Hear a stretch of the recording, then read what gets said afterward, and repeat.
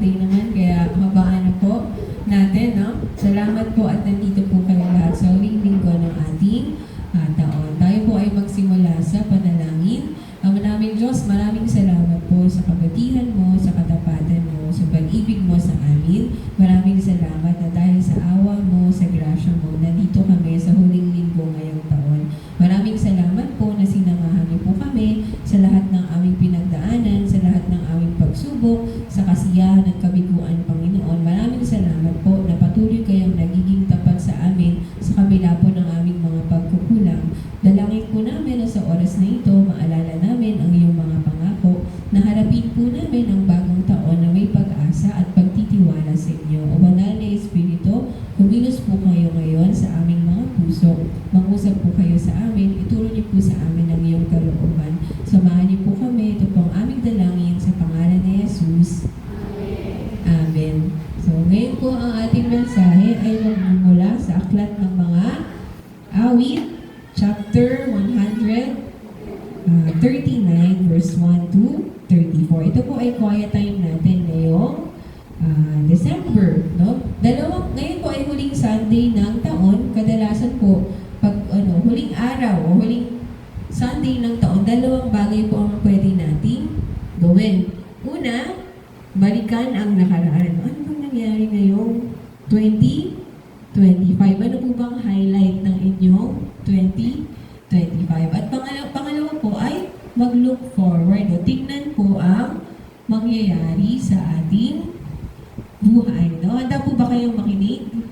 Dalangin ko, buksan ng Diyos ang inyong mga puso at ang inyong mga mata kung kayo man po ay ando. Kaya nananalangin po ako sa Panginoong Diyos, Lord, ano pong mensahe ang nais mo sa amin ngayong huling linggo ng taon? At in-impress po sa akin ng Diyos ang aklat ng awit 139, 1 to 24, no? Ito po ay napapanahong awit para sa araw na ito. Ayon po sa awit 129, ayon sa kanyang superscription, no? Praise to the all-knowing God, to the chief musician, a psalm of David. Sino daw po ang sumulat?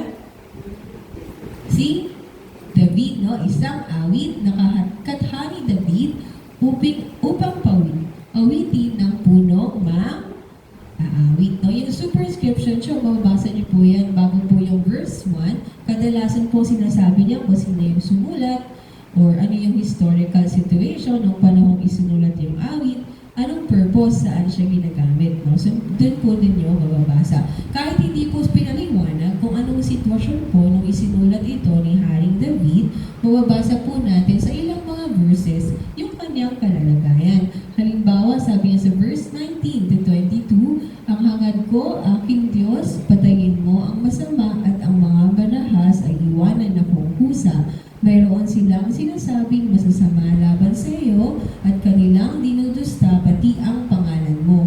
Lubos akong nasusuklam sa sinumang muhi sa iyo at ang lahat ng nag-aalsa laban sa iyo hindi ko gusto.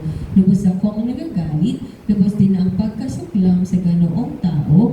Ang turing ko ay kaaway. Maaari nating sabihin na sa panahong sinulat to ni Haring David, siya ay humaharap sa panganib at pag-uusig. At sa ganitong sitwasyon, naalala niya kung sino ang Diyos. Lumapit siya sa Diyos at ito ang naging daan po ng kanyang kalakasan. Ang awit 139, isa po siyang awit ng pasasalamat at papuri para sa Diyos. At isa rin siyang panalangin ng pagsuko sa Diyos. At pinapahayag po nito ang katotohanan kung gaano tayo kalapit at kakilala ng Diyos. Hindi po siya isang theory tungkol sa Diyos, kundi pinapaliwanag ni David ang kanyang karanasan mula sa Diyos. Sa katunayan, no, sa pagbabasa lang, kahit hindi na ipaliwanag, mauunawaan na natin ang ibig sabihin ng awit. Sabi dito, di ba? To the all-knowing God. Ito po yung pinakadakilang comfort ng buhay natin bilang mga Kristiyano. Hindi po dahil kilala natin ang Diyos, kundi dahil kilala po tayo ng Diyos. Sabi po ng verse 1 to 6, basahin ko na lang po. Ako iyong sinisiyasat, batid mo ang aking buhay, ang lahat kong lihim, Yahweh, tiyak mo nalalaman. Alam ng Diyos ang lahat sa ating buhay. Kilala ka na ng Diyos noon, paman. Ang pagkilala sa iyo ng Diyos hindi nagsimula ngayon, kundi dati, paman. Ang lahat ng gawain ko sa iyo ay hindi lingid, kahit ikaw ay malayo, batid mo ang aking isip. Lahat ng iyong kilos, lahat ng iyong nasa sa isip, lahat ng iyong plano, kahit hindi mo sinasabi sa iba ay alam ng Diyos. Ako'y iyong nakikita, gumagawa o hindi man, ang lahat ng gawain ko'y parang iyong nalalaman. Di pa ako umiimik yung aking sasabihin, alam mo ng lahat iyon ay di nalilihim. Hindi mo po sinasabi, alam na ng Diyos ang iyong sasabihin kasi nakikilala kang ganap ng Diyos. Kaya ganoon din po sa ating panalangin. Bago pa po tayo manalangin, alam na ng Diyos ang ating sasabihin sa Kanya. At ito po yung ating pag-asa. Ika'y laging kapiling ko, katabi ko, oras-oras, ang likas mong kalakasan, ang sa akin nag-iingat. Sabi po sa English, no, you hem me in behind and before, and you lay your hand upon me. Ibig sabihin, para tayong pinapalibutan ng Diyos dahil kasama natin ng Diyos araw-araw. Para po pala siyang, ano po ba yung laging nakatingin sa atin? Para po siyang CCTV. Naalala niyo yung CCTV, di ba? Kahit anong galaw mo, kikita ka, sinusundan ka, no? Pero hindi po tayo natatakot kasi yung kamay ng Diyos para sa atin ay para sa pag-iingat, no? Habang iniisip to ni David, grabe, kilala ako ng Diyos. Alam niya yung nasa isip ko, alam niya yung nasa puso ko, alam niya ang bawat kilos ko. Kaya sabi ni David, nagtataka ang sarili, alam mo ang aking buhay, di ko kayang unawain ang iyong karunungan, no? Ang katangian po ng Diyos, He is an all-knowing God. He is omniscient. Ganap po tayo nakikilala ng Diyos. At kumahanga po si David no, sa katangiang ito ng Diyos. Alam ng Diyos ang nilalaman ng isip mo ngayong oras na ito. Kung ikaw ba ay nakikinig o hindi, no? Nalalaman ng Diyos ang nilalaman ng iyong puso dahil ganap ka niyang nakikilala. Sabi po ng Diyos sa Jeremiah 17 verse 10. O para magising po kayo, basahin po natin. I, the Lord, search the heart and examine the mind to reward each person according to their conduct, according to what their deeds deserve. Ang Diyos po ang sumusuri at sumisiyasat sa ating mga puso. Nakikilala ka po ng Diyos higit pa sa pagkilala mo sa iyong sarili. At sabi po sa Hebreo 4 verse 13, basahin niyo nga po, nothing in all creation is hidden from God's sight. Everything is uncovered and laid bare before the eyes of Him to whom we must give account. Wala po na itatago sa paningin ng Diyos. Kasi po, sa Diyos, we are known and you are seen. Di po ba malaking comfort po sa atin na nakakita tayo ng Diyos at alam niya ang nilalaman ng ating mga puso. Halimbawa, yung pamilya mo, hindi nila alam kung gaano mo sila pinapahalagahan. Minsan, galit pa sila sa iyo o nagtatampo sila sa iyo. Pero, ang nilalaman mo ng puso mo ay pag-ibig para sa kanila. Pero lahat ng iyong ginagawa, lahat ng iyong pag-ibig ay nakikita po ng Diyos. At kung kayo po ay naniniwala kay Jesus, makakaasa po tayo na tayo ay kanyang iniingatan. Nakikita niyo po yung bawat luha. Kahit mag-isa lang po kayong nananalangin, mag-isa lang po kayo sa inyong kwarto, kahit hindi bumubukas ang inyong mga bibig, nalalaman ng Diyos ang nilalaman ng iyong puso at bilang niya pati na ang lahat ng iyong luha.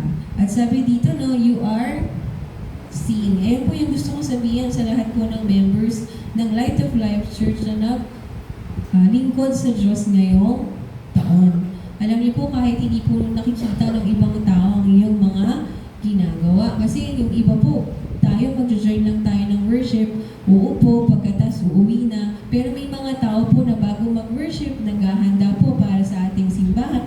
Pagkatapos, sila ulit po yung mag-aayos. Sa buong taon, isang taon lang po yung nakita ko, naglinis po ng ating CR dito sa church. Pero gusto ko sabihin, hindi man po sinasabi lahat ng ibang tao kung gaano po kayo nakaka-appreciate ng ginawa niyo para sa simbahan at para sa Panginoon. Lahat po iyon ay nakikita ng Diyos. At naniniwala ko po na ang Diyos po yung magpapala sa inyong buhay. Kaya nagpapasalamat po ako sa Diyos kasi maraming tao ang naglilingkod sa Kanya sa ating simbahan. Nakikita ka ng Diyos, nalalaman ng Diyos ang iyong buhay. Huwag mong isipin na walang pakialam ang Diyos sa nangyayari sa iyong buhay. Magtiwala ka na tutulungan ka ng Diyos at kumikilos siya sa iyong buhay. Halimbawa po, nung ako po ay bata, namatay po yung papa ko, 12 or 13 years old po ako.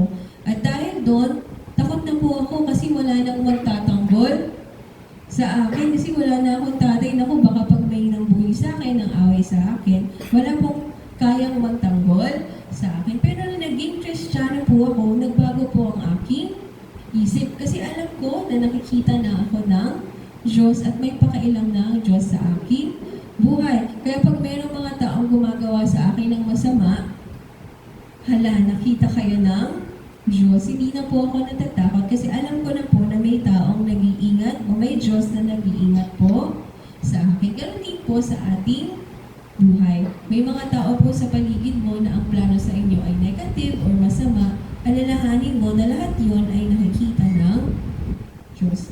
Naiintindihan mo ba? Nakikita ka ng Diyos? Kilala ka ng Diyos? Ibig sabihin, gaano kalapit ang Diyos sa iyo? Sobrang lapit, no? Ang desire po ng Panginoon sa atin is to have intimacy with Him. Maging malapit po sa Kanya. Kasi wala nang sino pa ang higit na makakakilala sa iyo, kundi ang Diyos. Tayo po, pag nagkukwenta po tayo sa ating kaibigan, alam mo ba, yung nangyari, ito ang ginawa niya. Pero pag nagpipray po kayo, ina-explain niyo pa po ba kay God? Panginoon, ito po yung nangyari. Kaya po ako hihingi nito kasi ito po yung nangyari. Ganun po ba? Di ba hindi? Ano pong direkta po natin sinasabi sa Diyos ang ating panalangin kasi alam natin na alam niya ang ating buhay. At nais po ng Diyos na magkaroon ng mas malalim at malapit na relasyon sa inyo ngayon. So, dalangin ko po, isipin mo, bago magsimula ang taon, alam na ng Diyos ang lahat sa iyong buhay at nakikita ka ng Diyos sa lahat ng iyong ginagawa. Lahat ng iyong pagpapatawad, lahat ng iyong pagbibigay, lahat ng iyong paglilingkod ay nakikita ng Diyos. Ganon din ang ating mga kasalanan. No? Kung nabubuhay tayo sa kasalanan, pag sinabing nakikita tayo ng Diyos, ano mararamdaman natin? Takot at hiya. Pero kung nabubuhay po tayo sa katotohanan ng Diyos, malaki pong comfort sa atin ang malaman na nakikita niya po tayo. Masasabi po natin, katulad ni David, such knowledge is too wonderful for me. It is high. I cannot attain it. Sobrang laki ng pagkakilala mo sa akin, Panginoong Diyos. Maraming salamat at nakikita mo at may pakialam ka sa aking buhay. Hindi lang po tayo nakikita ng Diyos, hindi lang tayo kilala ng Diyos, but sabi dito, you are pursued by God. Kasi sabi po na susunod na awit, saan ako magpupunta upang ako'y makatakas sa ibang espiritu, ako ay makakaiwas. Hindi po gusto tumakas ni David, no? Pero nagpapahayag lang po siya ng kanyang paghanga sa Diyos. Kasi sabi niya, kung sa langit ang pupuntahan ko, nandun ka. Kung sa daigdig ng mga patay, humimlay man ako, ikaw din ang kasama. Kung ako'y makalipad, umiwas sa pasilangan, o kaya ang tirahan ko'y sa duluhan ng kanluran. Tiyak ikaw ay naroon upang ako'y pangunahan. Matatagpo kita roon upang ako ay tulungan. Walang lugar na wala ang Diyos.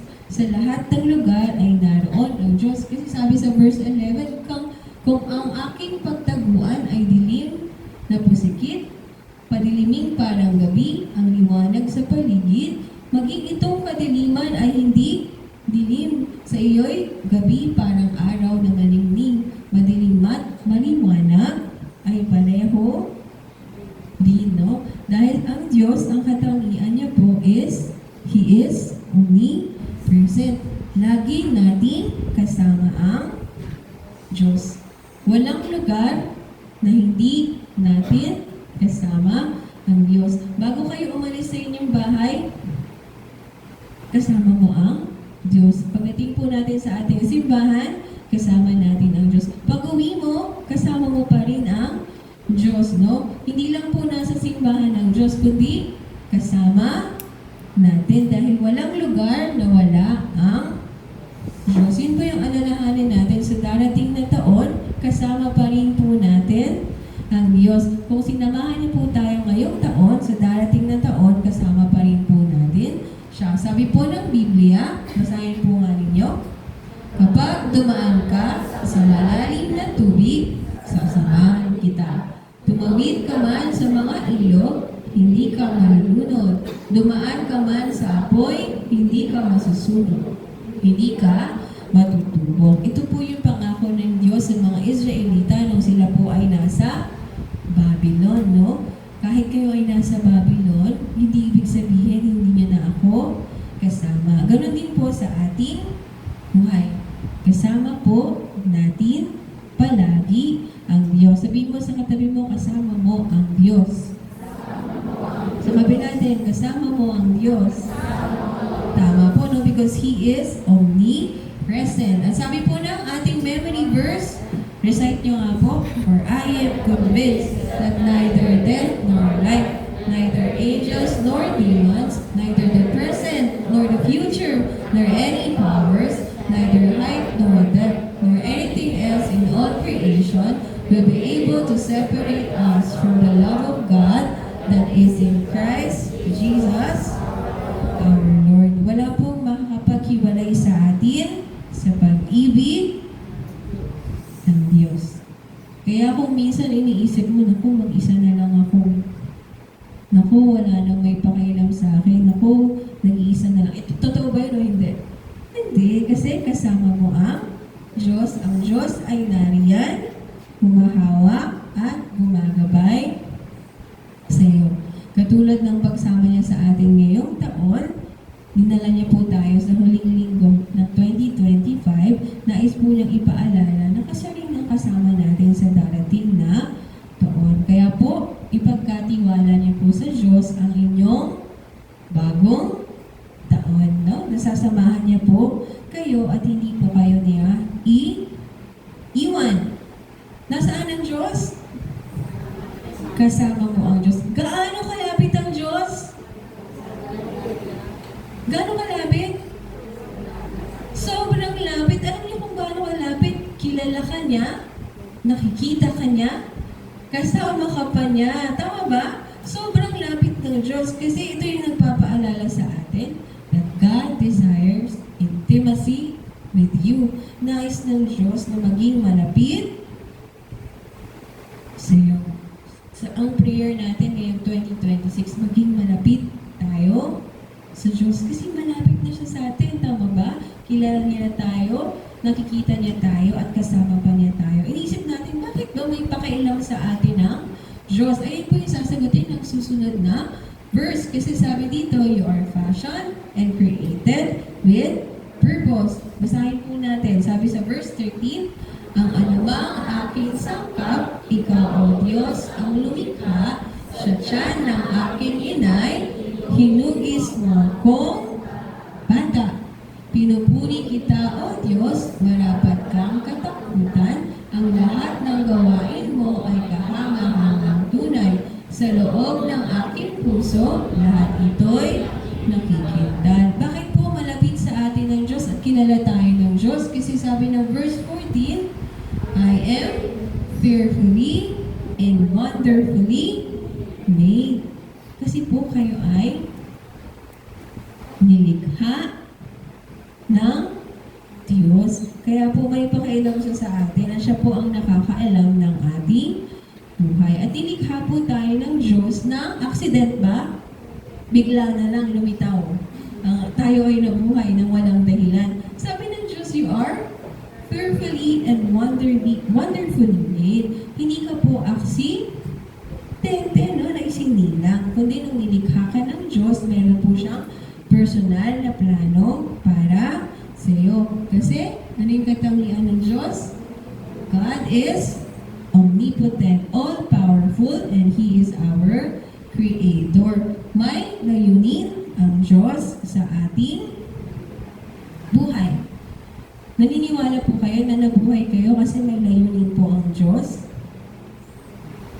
Si David nagpapasalamat siya, sabi niya, I praise you, Lord, for I am fearfully and wonderfully made. Kasi naunawaan niya ang katotohanan na nabubuhay siya kasi may kahulugan ang kanyang buhay. Nabubuhay siya kasi ang buhay niya ay dinisenyo ng Panginoon. Bago ka pa isilang, mababasa natin sa susunod na verse, ang buto ko sa katawan, noong iyon ay hugisin, sa loob ng bahay bata, do'y iyong napapansin.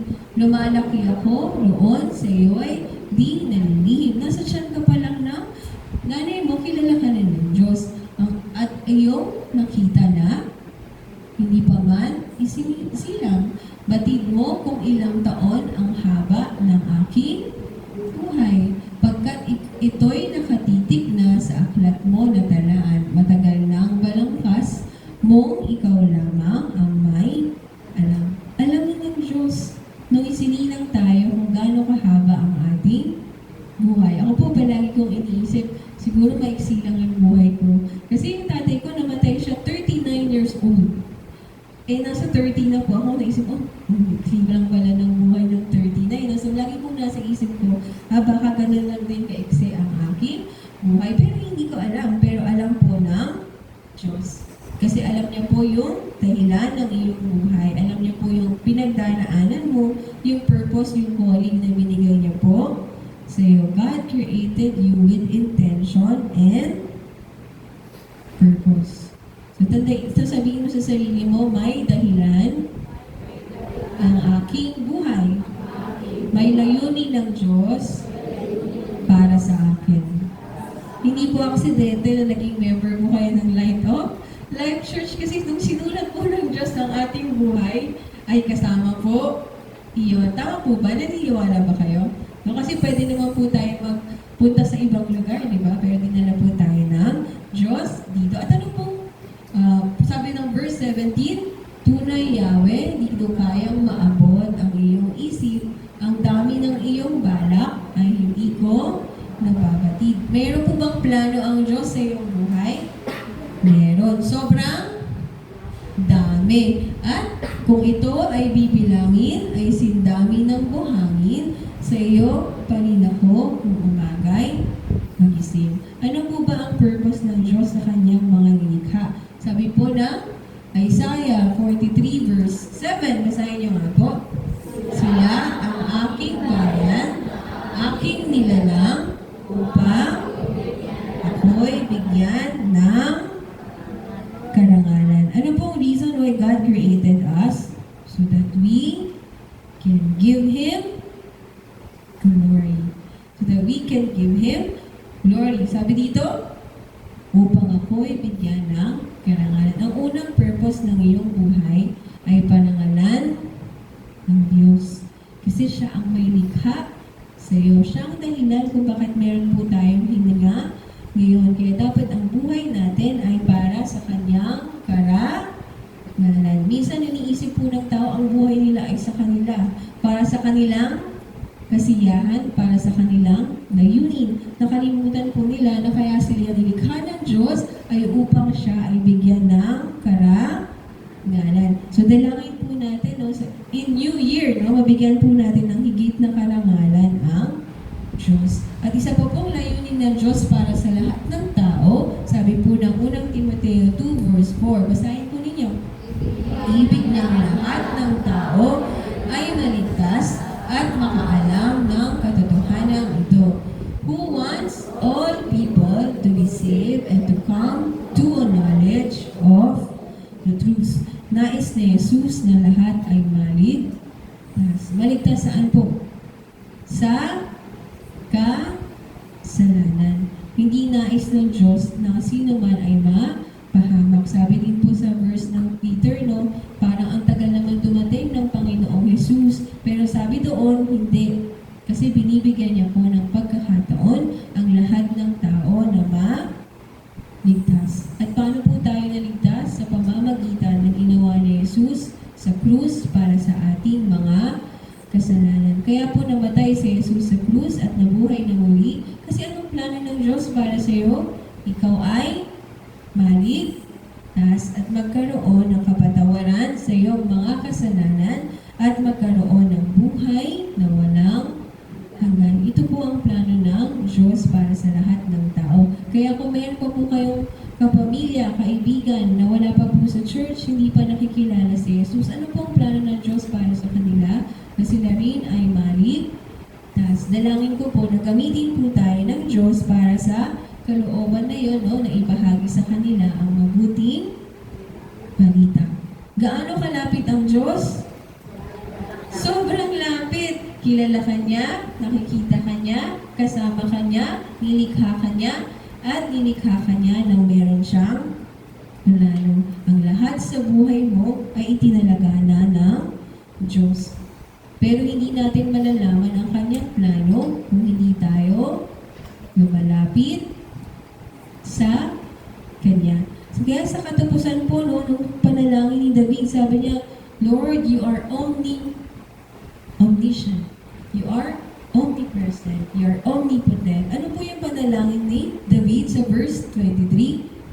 O Diyos, ako'y siya sa atin, alamin ang aking isip, subukin mo ako ngayon kung ano ang aking nais. Sabi ni David, Lord, alam mo na lahat. Nakikita mo lahat. Kasama mo ako. Pero sa kanyang panalangin, anong hinihiling niya? Sabi niya, kung ako'y hindi tapat, ito'y iyong nababatid sa buhay na walang hanggan, samahan mo at ihatid. Ano po yung hiling ni David sa Panginoon? Search me, O God. Pero ano sabi sa verse 1? You have searched me, O Lord. Sinisiyasat mo na ako, Diyos, no? Pero sabi niya, Panginoon, siyasatin mo ang aking puso. Bakit po kaya ito ang panalangin ni David, no? Dahil nais ni David na magkaroon ng mas malalim na relasyon sa Panginoong Diyos. Lord, ikaw ang nakakaalam sa lahat ng aking buhay. When we pray, search me, O God. Pag nagnanalangin po tayo na Panginoon, siyasatin mo ako, alam niyo po ba ang paraan kung paano po tayo sinesearch o sinisiyasat ng Panginoon? Ito po ay sa pamamagitan ng kanyang, paano po ba natin naririnig ang Diyos? Ang kanyang mga salita. Ano yung panalangin ni David? Siyasatin mo ang aking puso. Search me, O God. Lord, kilala mo na ako, alam mo na lahat sa aking buhay. Tulungan niyo po ako magkaroon ng maging mas malapit na relasyon sa inyo.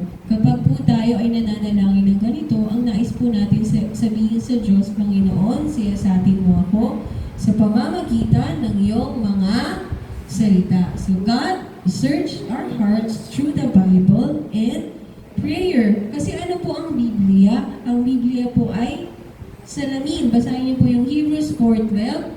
Ang salita ng Diyos ay buhay at mabisa.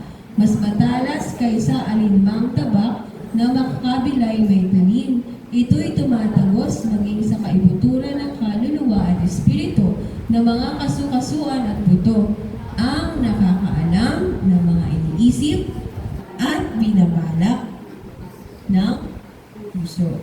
Ang Biblia ay para daw salamin, no? Kasi Siya yung sabi po yan sa aklat ng James. Pag tayo po ay nagbabasa, tumitingin po tayo sa salamin kasi nakikita natin ang ating sarili. At para din siyang tabak or sword, double-edged sword. Kasi alam niya kung anong nilalaman ng iyong puso. Kaya pag nagbabasa tayo ng Biblia, minsan meron po ba dito yung tinatamaan? Ginawa ko para sa akin yata to, no? Kasi alam ng Diyos, sinisiyasat niya ang ating puso sa pamamagitan po ng kanyang mga salita. So kung gusto po ninyo siyasatin ng Diyos ang inyong mga puso, ano gagawin po natin? Basahin ang kanyang mga salita. Halimbawa po sa ating quiet time, ang aklat po ng Micah. Sabi po doon ng chapter 6, verse 8, "What does the Lord require of you?" Ano bang nais ng Diyos para sa iyo? Ang mamuhay ka ng may kabanalan at katuwiran at justice, no? So, pag binasa niyo po yung Biblia, iisipin mo, Panginoon, ganito ba ako nabubuhay? Kung hindi ako ganito nabubuhay, patawarin niyo po ang aking mga kasalanan at tulungan niyo po ako mabuhay ayon sa iyong kalooban. Pag nagbabasa po tayo ng Biblia, pinapakita po ng Diyos ang kondisyon ng ating mga puso. No? Minsan po, pag magbabasa tayo ng Biblia, bakit alam ng Diyos na may kagalit ako? Sabi ng Diyos sa Bible, magpatawad. Bakit nalaman ng Diyos na may kagalit ako? Kasi sa pamamagitan po ng kanyang salita, kinakausap niya po tayo at nais niya po gawin natin ang kanyang kalooban. Kapag naman po meron kayang karamdaman o problema, ano sasabihin ko sa atin ng Biblia?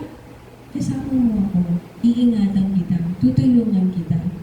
Para nalaman ng Diyos yung problema mo, bakit parang para sa akin ang salita na to? Kasi alam ng Diyos ang iyong buhay. And He search your heart every time you read the Bible. Pinapakita ng Diyos kung sino ka na minsan hindi mo alam. Tama po ba? Kaya mahalaga po sa darating na taon, basahin po ninyo ang inyong Biblia. Ano pong panalangin natin sa Diyos? Search me, O God, sa pamamagitan ng iyong mga salita. Kasi alam niya ang iyong buhay at sinasagot ka niya sa pamamagitan ng kanyang mga salita. Kung tayo man may kasalanan, inaanyayahan niya tayo magbago. Para po sa 2026, gumawa po kami ng quiet time calendar. So mamaya bibigyan po namin kayo. Sa calendar na yon, sabi ni Teacher John, walang model. Pero meron pong quiet time schedule. So everyday titingnan anong date ngayon. Makikita niyo po, kailangan ko pala magbasa ng Biblia. Huwag niyo po itapon. Baka itapon niyo po. Idikit po ninyo kung saan niyo po madaling makikita kong abot ng baha sa dito na lang, no? Sa ceiling na lang, no? Para po maalala niyo na dapat po ninyong lumapit sa Diyos araw-araw. Kasi ano pong panalangin natin? Search me, O God. At sinusubukan din po tabi dito, di ba? Also God, search our heart through prayer. Kaya anong sabi ni David? Sabi, know my heart, test me, and know my anxious thought. Panginoon, alamin mo po yung aking puso. Subukan niyo po ako. Alamin niyo po ang aking mga alalahanin. Kapag po tayo nananalangin, makikilala po natin, tayo pala ay natatakot. Tayo pala ay nagkagalit. Tayo pala ay nag-aalala. Pag tayo po ay nananalangin, pinapagaling po ng Diyos ang ating mga puso at hinahayaan po natin siyang kumilos sa ating buhay. The more we pray, the more po nagiging sensitive po tayo sa Espiritu Santo ng Diyos sa ating buhay.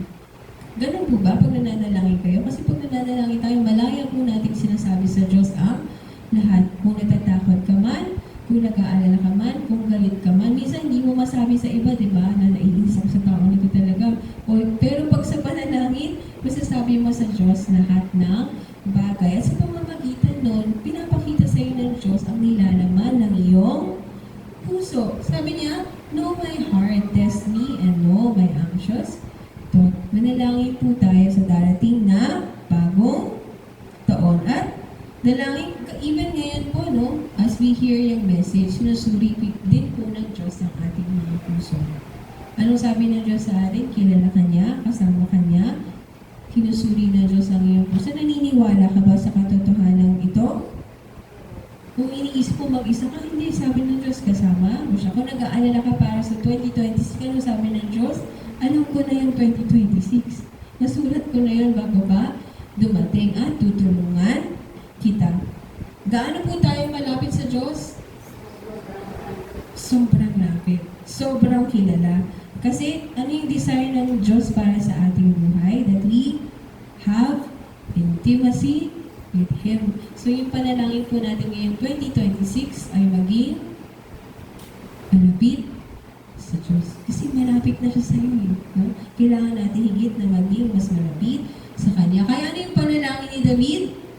See if there is any offensive way in me and lead me in the way everlasting. Panginoon, tingnan niyo po yung buhay ko. Kung meron akong mga kasalanan. Kung meron po akong maling ginagawa. Panginoon, itama po ninyo ako at dalhin niyo po ako sa buhay na walang hanggan. Ano po yung buhay na walang hanggan?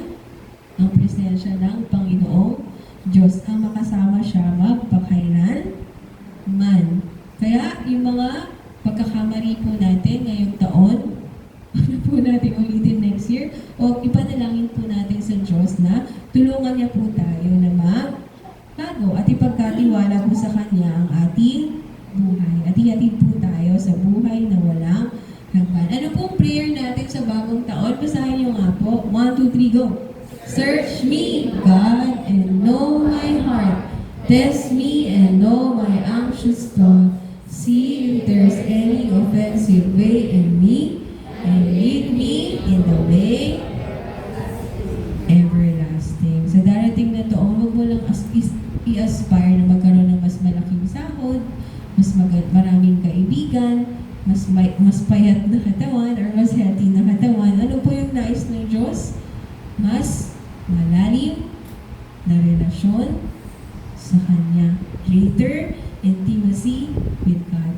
Kasi kilala ka na niya, nakikita ka na niya, kasama ka niya, siya ang may likha at plano sa iyong buhay at nais na nadalhin ka sa buhay na walang hanggan. No? Magpasalamat po tayo sa Diyos kasi sa darating na taon, meron po tayong pag-asa dahil sa Kanya. Tayo po ay magpasalamat sa Diyos. Can you pray po na magkaroon po tayo ng mas malalim at malapit na relasyon sa darating na taon sa pamamagitan po ng Biblia at ng panalangin. Tayo po ay manalangin.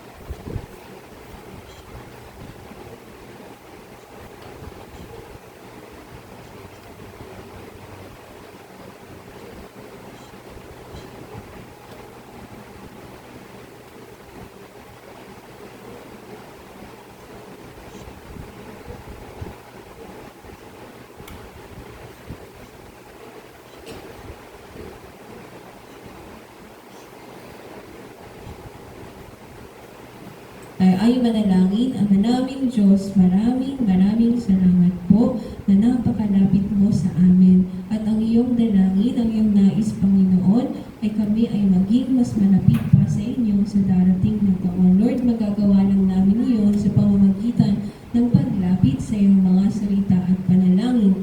Minsan, napakahirap po sa amin magbukas ng Biblia o magbukas ng aming bibig para sa panalangin. Pero naalala namin, Panginoon, na napakalapit mo na po sa amin, na nakikilala mo kami, nakikita mo kami, nakasama mo kami. Tulungan niyo po kami na manalangin katulad ni David. Siyasatin mo, Panginoon, ang aming mga puso at patuloy niyo po kaming ilapit sa inyo. Dalangin po namin na sa darating na taon, maunawaan po namin yung purpose mo, yung calling mo, yung layunin mo para sa aming mga buhay. At higit sa lahat, Panginoon, dalangin po namin na sa buhay na pinagkaloob niyo po sa amin ay maparangalan ka namin katulad po ng purpose o layunin mo para sa bawat isa sa amin. Maraming salamat po na dinala mo po kami sa lugar na ito upang maalala at ang iyong mga pangako at magkaroon po ng pag-asa at pagtitiwala sa inyo para sa darating na taon. Tulungan niyo po kami na hindi maisip na nag-iisa